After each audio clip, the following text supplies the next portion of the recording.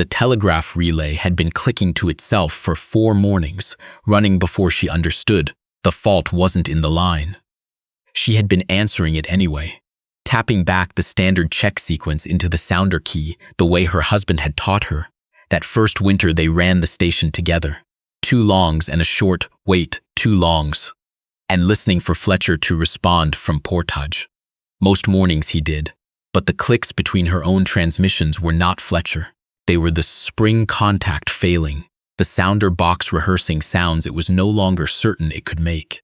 She had opened the housing 3 times and stared at the mechanism inside it with the flat certainty of someone who knows exactly where the limit of their knowledge begins. Her husband would have fixed it in an afternoon. Her husband had been dead since March. The relay station sat at the edge of the Quapel Flats with its flagpole listing 4 degrees west, and its supply depot door swelling in its frame with every change of weather. She had straightened the flagpole herself in July, driving a new anchor stake with a post maul she barely had the swing weight for.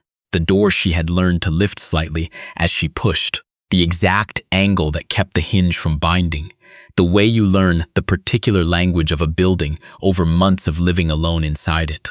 The sounder was something else. The sounder she could not lift at the right angle and force through. She was at the table with the housing open and a lamp tilted close when the dog started up from the supply road. She set down the small file she'd been using on the spring contact and went to the window.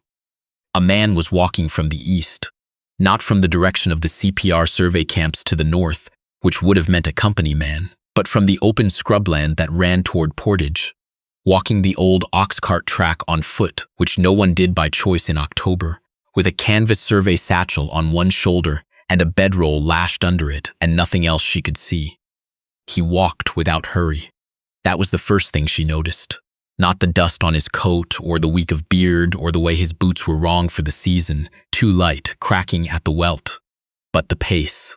A man who had accepted the distance still in front of him and was no longer trying to outrun it.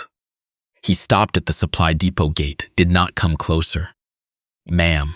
He touched the brim of his hat, which had started as something better and was now just a hat. "Saw your relay flag from the track. It's been up, line's been working." She did not move from the doorway. He looked at the station building, then at the equipment housing jutting from the south wall, the weatherboard patched in 2 places with tin. "Sounder giving you trouble?" She waited a moment before she answered, "Spring contact." He nodded as though that confirmed something he'd suspected from 20 yards back.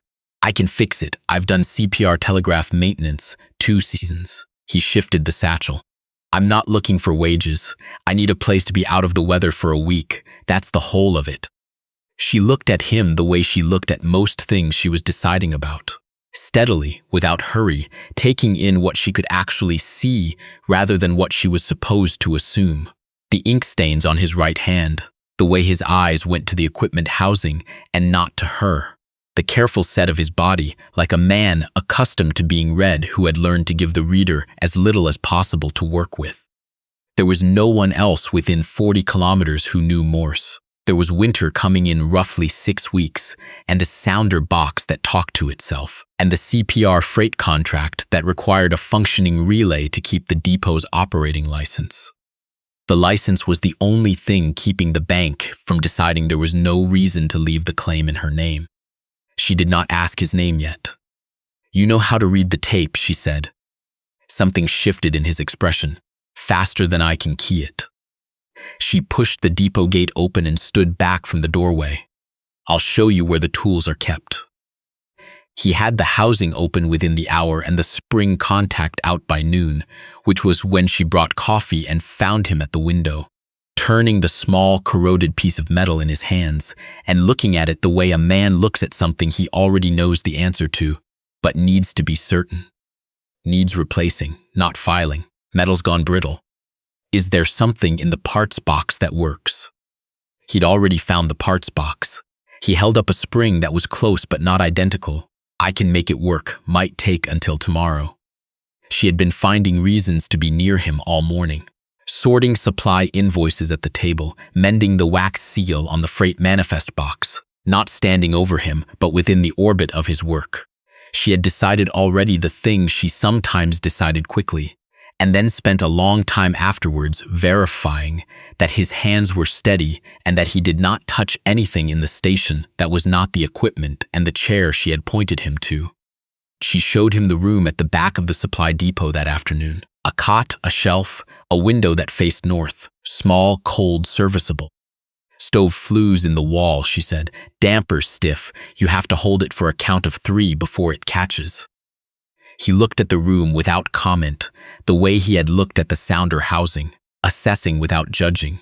He set his bedroll on the cot. The survey satchel he set on the floor beside it, within reach of his hand without sitting up. She noticed that. She went back to the depot without saying anything about it. By morning, the contact was fixed. The station had a particular silence when the sounder was working correctly. A steady movement of traffic east and west along the CPR line, the clicks of other operators' transmissions passing through like weather, and then the quiet between messages that was not absence but rest. She had forgotten the difference between that and the silence of broken equipment. She hadn't noticed until she heard the real thing again. He tested the contact at first light, keying Fletcher in portage to confirm signal strength, and Fletcher came back clean the way he did when the line was right, fast, confident, no drift. She stood in the relay room doorway and listened to it. She did not go in. Signal's clear, he said without turning. You'll want to confirm yourself. She sat in the operator's chair and keyed the check sequence, and Fletcher answered, and the sounder clicked in the clean, deliberate way it was designed to. Nothing wavering, nothing uncertain. He was outside when she came out, carrying the broken spring contact to the fire pit at the edge of the yard. She watched him crouch and press it down into the coals without ceremony, the way you dispose of something that has done its work and can't do more. Freight door hinge is binding, he said when he straightened. I can do that today if you have a spare pin. She had a spare pin. He fixed the hinge. The next morning, the pump handle moved freely without the priming cup she'd kept beside it for months. She understood without asking that he had replaced the leather seat inside it, which was the actual fault. The cup had been her workaround for a problem she hadn't known the proper name for. He did not mention what he'd done. She understood this too, that he noticed what was failing before it was pointed out to him, and fixed it without making anything of the fixing. And she was still deciding whether that quality was useful or was something else entirely. She kept watching. She had time. The supply runner came through on a Wednesday. A man named Dorval, who had been running freight up from Brandon twice a month since before her husband died, who was not quite a friend, but who was one of the reliable threads that connected the station to the rest of the world. Dorval had coffee, and they went through the invoice list the way they always did, and then he said, in the tone he used for things that were not quite gossip and not quite news, that men from the railway company were asking questions in Brandon, looking for a fellow who had gone missing from Survey Camp 7 in September, a survey assistant, quiet, good with instruments, left with a company satchel. She did not look toward the relay room. She did not look toward anything in particular. She said that men went missing from the survey camps all the time, given the conditions up there, and Dorval agreed, and she changed the subject to the freight manifest. After he left, she went to the relay room.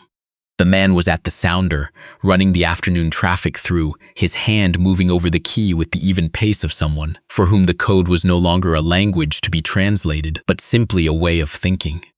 He did not look up. She set the afternoon invoice on the table beside him and went back to her work.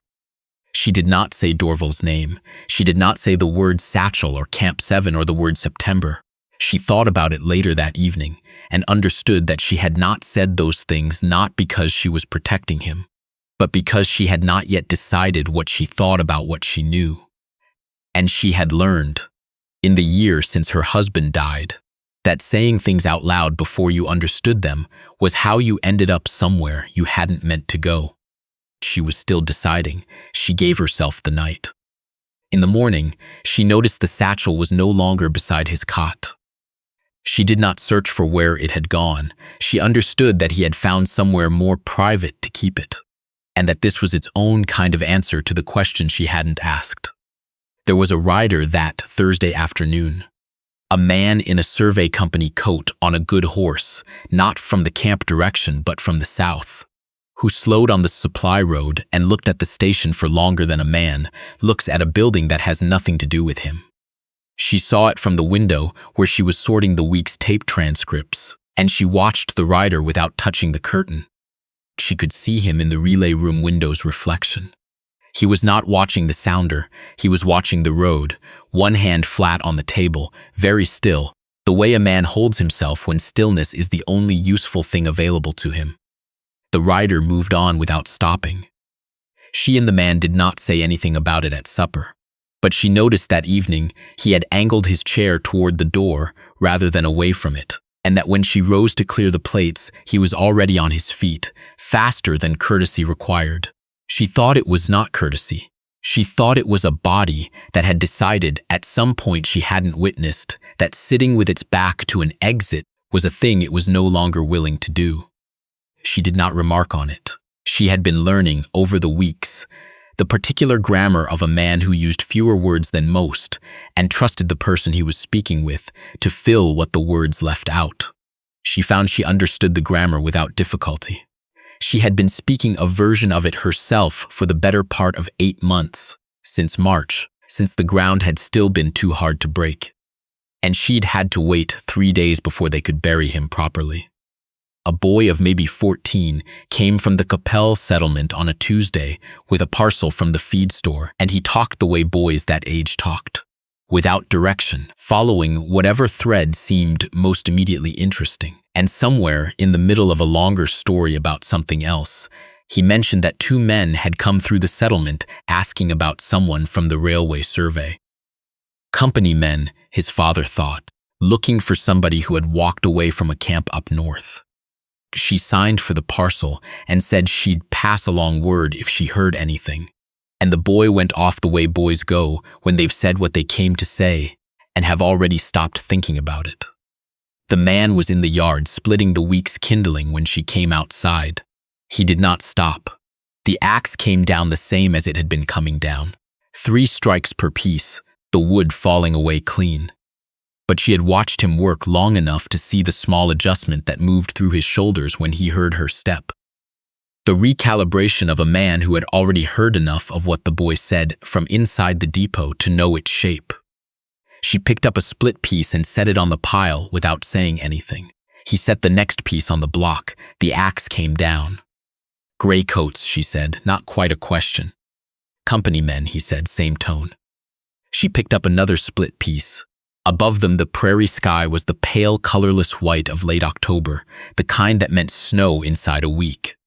"You should know," she said, after a moment, "that I told Dorval I hadn't seen anyone like that come through here."